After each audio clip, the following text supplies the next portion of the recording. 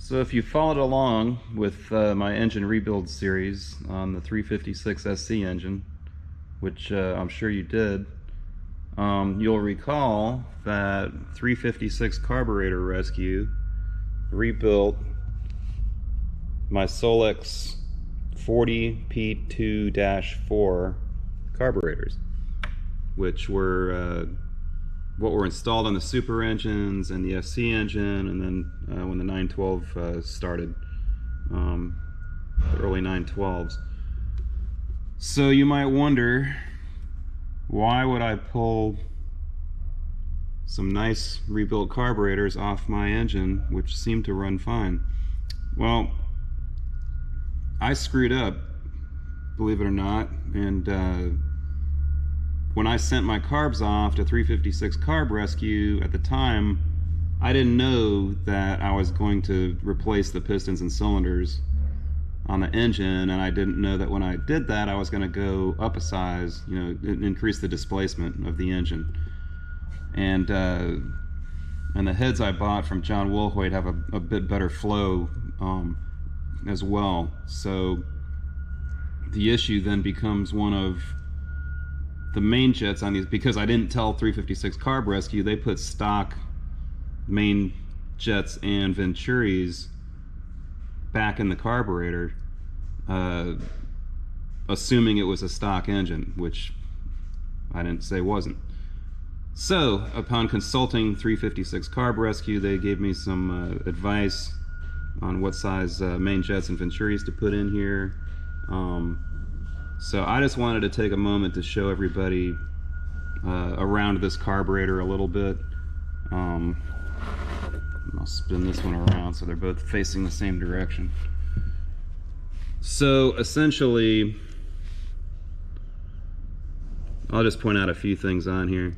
The main jets in question are hiding behind these jet carriers, and we'll pull them out and show you. So that's what those are. If you take a look at this carb, you'll see that there's jets all over the place. They're the accelerator pump jets. There's the idle jets up here. There's the air mixture jets up here. We're going to leave all those alone at this point. We're going to focus on the main jets down here. So right smack in front of you is the accelerator pump diaphragm. When you jam on the gas, it probably easier to show you over here. When you jam on the gas, this float bowl chamber, kind of like a little mini gas tank in the carburetor, is full of fuel. It stops when this float reaches this needle pin, which is directly above this when this is set on top. So it maintains a certain level of fuel in the little tiny fuel tank, and when you mash on the accelerator pump, it takes some of that fuel and squirts it directly down into the main intake and venturi area here. That's so you get an instant stream of fuel for instant acceleration. When you're just idling along, the fuel's going through a different path, and it's getting atomized and sprayed into these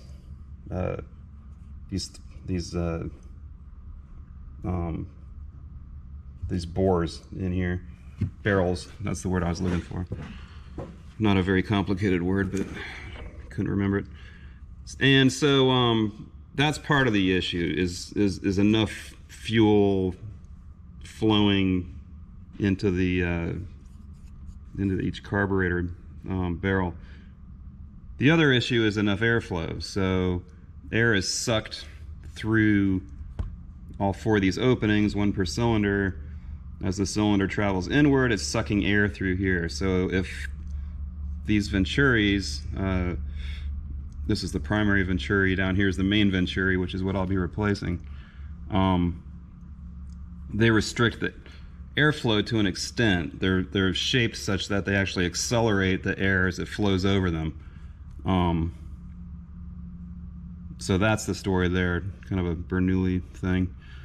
So this will get replaced with a larger opening, so it will allow more air to flow in. So to get to all that and to do what we're about to do, these have already been loosened. So these get removed to get at the venturis. You have 1, 2, 3, 4, 5, 6, 7, 8 of these square-headed screws that also get removed, at which point you can remove this top cover plate and just set that aside. This is just the banjo bolt for the incoming fuel line. So once you've reached this point, now we can start getting at the venturis themselves. First, you need to remove this little spigot here, which is what shoots the fuel in there when you hit the accelerator pump, as mentioned earlier. It's just held in by this one little flathead screw. All right. Once that's been done, this is held in with a lock nut, if you can see that. And then you loosen this screw, which holds in the primary venturi, which is this, and you just give it a little twist, and we'll make sure we put it in the same orientation when we put it back in. And the reason for that is because these vanes can't be in the way of the spigot. So I'm going to set that with its corresponding barrel over there. All right, so the primary venturi is also held in with a little lock nut and screw, which we will remove shortly. I do want to show you, in the meantime, what's going on with the main jet. As I said, this is the main jet carrier. If you remove it, you will see the main jet hiding right there. And this is what they look like when they're removed. So you're seeing the top up here. So we'll take that out, we'll replace it with the new one. We'll do the same with these other three. And I will loosen up the lock nut and screw holding in the main venturi, and I'll come back and show you what that looks like to pull that out. And then it's a matter of doing that on the other three barrels and reassembling. Don't forget, get new gaskets. Although these were new not long ago, they did come apart a bit when I removed them. So new gaskets will be here today for the assembly. So with that, I'm going to take care of these main jets, and then I'll come back and show you the main venturi removal. So I should point out that the size of what's in here for stock, not sure if you'll be able to totally see that, but what's currently in is a 125. What we're going in with is 140 main jets, so a bit of an increase. And the way I remove these is just put them into the appropriate socket, which is, I believe, 13. Yes, it is. And then just get a decent screwdriver and pop these out. So easy enough. Remove the old, install the new, tighten them up. These were pretty snug, I'll have to say. Don't try to do it with your left hand if you're right-handed.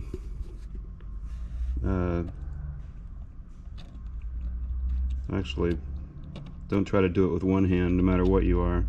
So anyway, I'm putting that in, reassembling, and then I'll put it right back in there.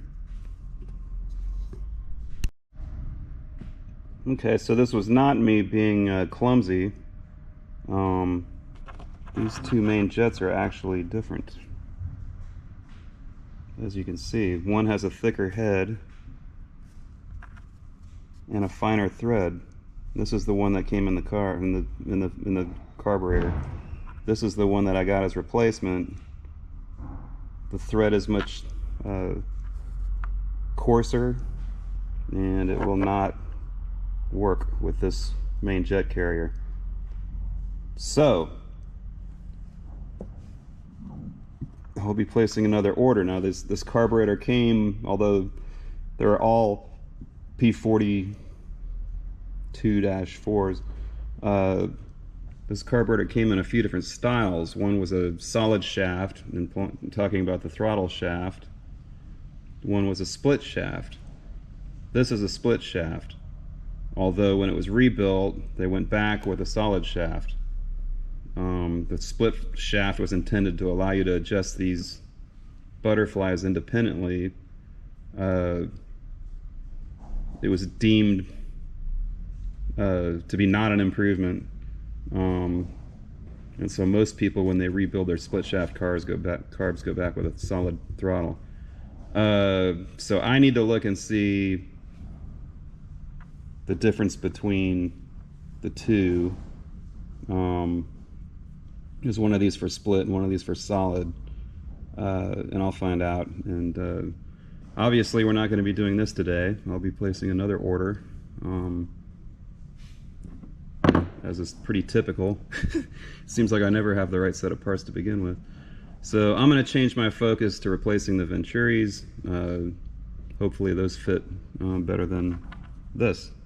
So just FYI, the smart thing before you order your parts is remove the old one and see what you're dealing with, this being the old one. Alright, I'll be back. Alright, so here's the Venturi removed. And again, as I showed earlier, you just need a 9mm nut driver to loosen that lock nut, and then a decent blade screwdriver to remove the screw, or at least loosen the screw itself. These are not jammed in there, and when we go to reinstall them, we're not going to jam them in there. They just need to hold this snug. You don't want to put an indentation in this by wanking down on this, or worse than that, strip these threads. You got to be gentle with this material. Okay, so this is the stock one. It came out fairly easily. I just put my fingers in, put some pressure on the sides, and pulled it out. No big deal.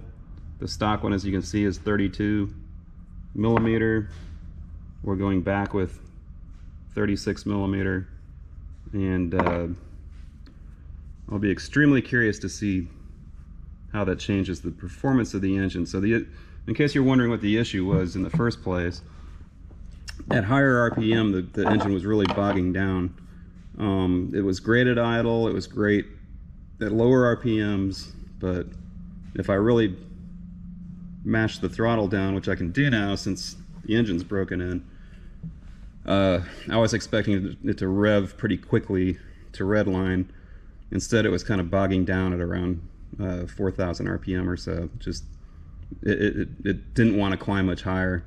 And we checked issues with ignition, and you know, is it advancing? The distributor was completely rebuilt before the engine was reassembled, and we knew the timing was correct by checking it and checking it at various RPMs, making sure it was advancing correctly. So it started coming all down to the carburetor, to the carbs, and the issue that we're addressing here. So let's go back with the new main Venturi, and I just noticed this 36 is slightly, they stamped it on the outside and it displaced some of the metal as they stamped it, which is sticking up a bit, and I don't want this scoring these barrels, so I'm going to fix that first. Just kind of gently file that down so it's smooth like the rest of this, and I'll do that obviously to all four barrels. So something to check when you get these. And these all came from Parts Classic, and they look a little different.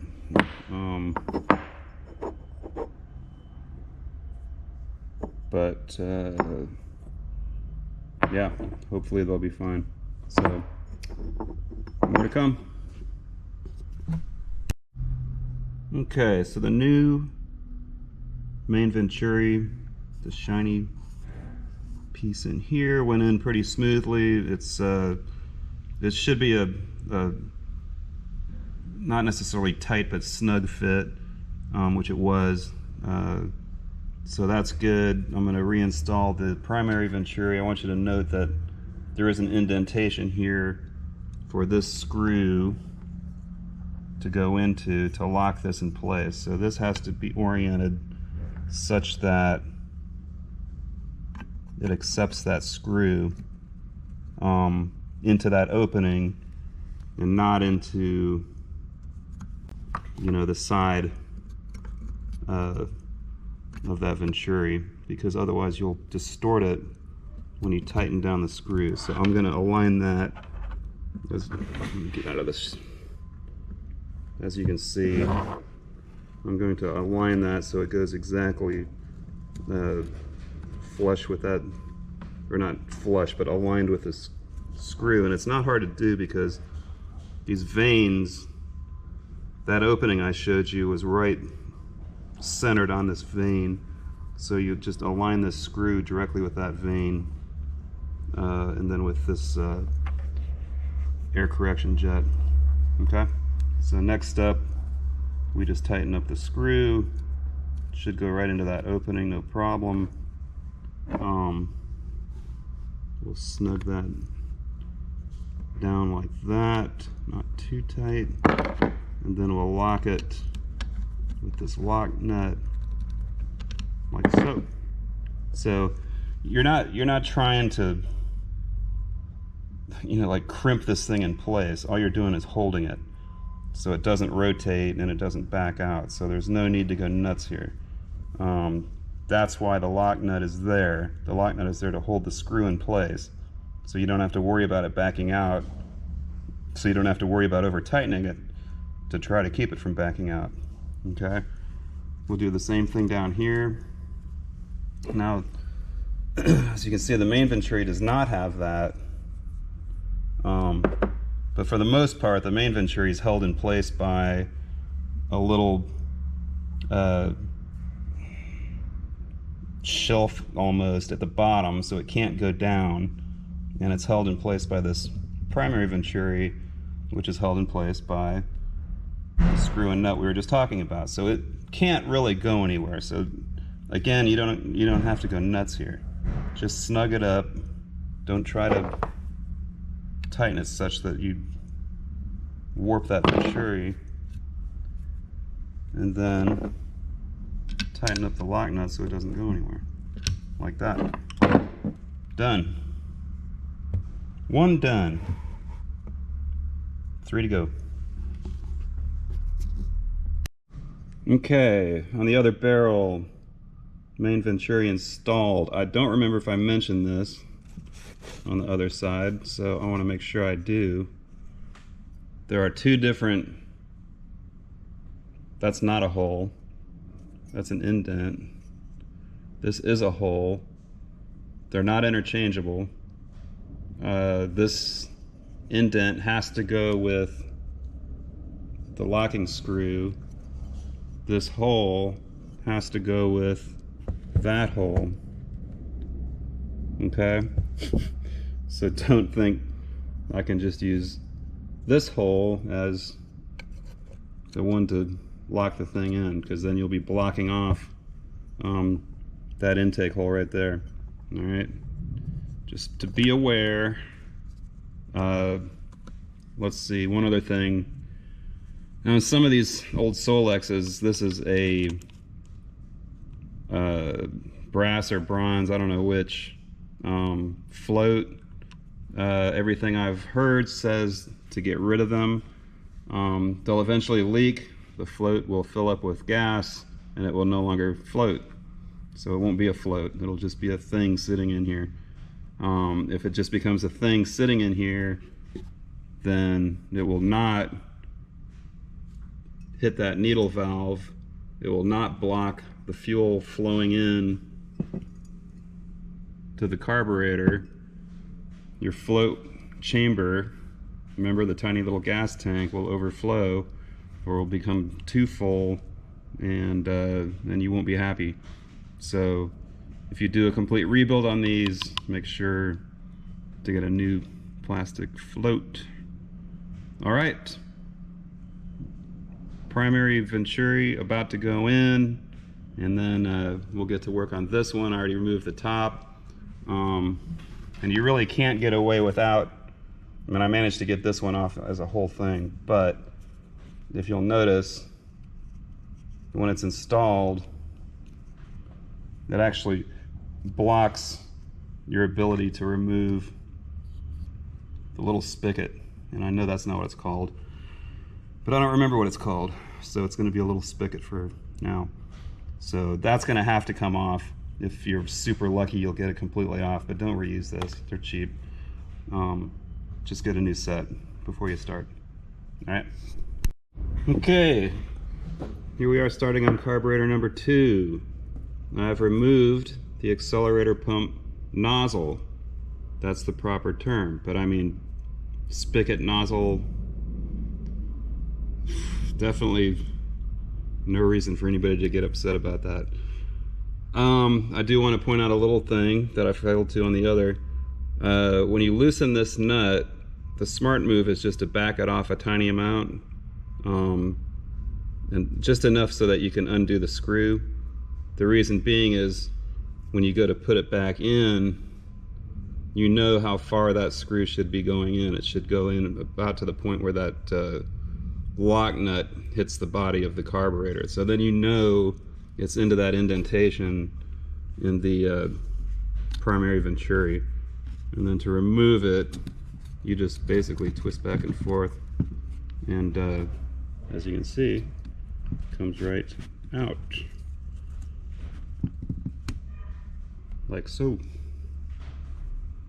Alright, okay, from there, just like the other carb, I'll loosen the other screw nut combo, remove that Venturi, replace them, ditto, and we'll get it reassembled like we did on this side.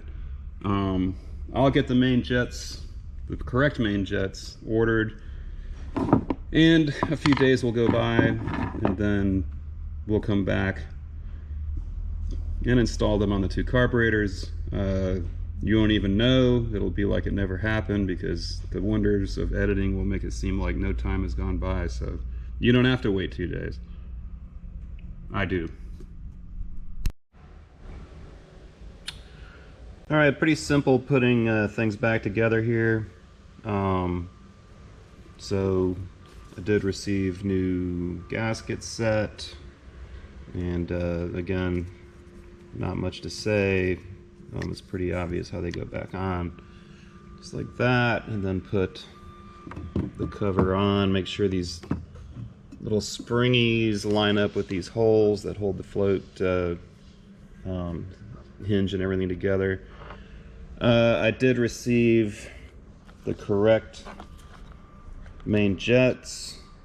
So to set the record straight, it was not Parts Classics error, it was mine. I ordered, rather than ordering main jets, I ordered main air correction jets, which are clearly different, as you can see. So read the description, not like me. So to install them, again, you just put the main jet carrier into, this is the way I do it, into a ratchet like that. Then you can hold the ratchet and easily tighten down the main jet into the carrier, and then we install the carrier back in there. So that's what I'm about to do. 3 to go. Put the lid back on, reinstall the carbs, and we will see what happens.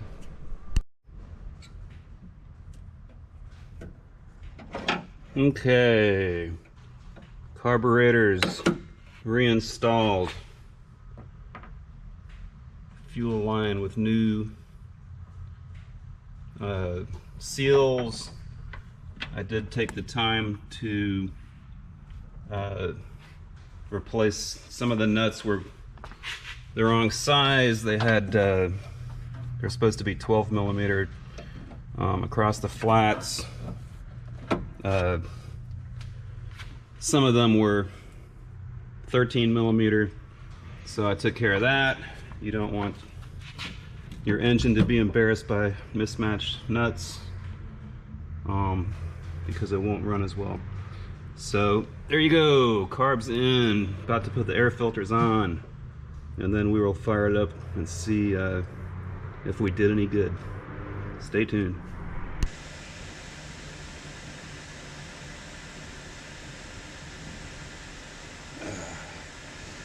I know what you're thinking. That must be a victory beer that he's enjoying this evening after a successful test ride, after all the work we did replacing the main chassis Venturis and our Solex carburetors. But no, this is not a victory beer. It was not a successful test drive. This is a drown your sorrows after doing a lot of work and having it do absolutely nothing at all beer right here. However, it is very good. If you're ever in the Asheville area, go to 12 Spoons Brewing. They got great barbecue, they got great beer. What's not great is that the car is still doing exactly what it was doing before we did the carburetor adjustments. Essentially, it runs fine. When you start it idles, it'll rev freely when it's parked, but on the road under load, if you really get down on the throttle, it just completely bogs down and it starts sputtering, and you can't hardly get it past 3,500, 4,000 RPM. It just doesn't want to go. So from here, we're going to start delving into other potential causes of this issue. Is it fuel? Is it spark? Is it timing? You know, there's a variety of potential things it could be. So that'll be the next episode. We're going to delve in. We're going to see if we can't figure out why our usually happy little Porsche is currently very unhappy. So until then, cheers.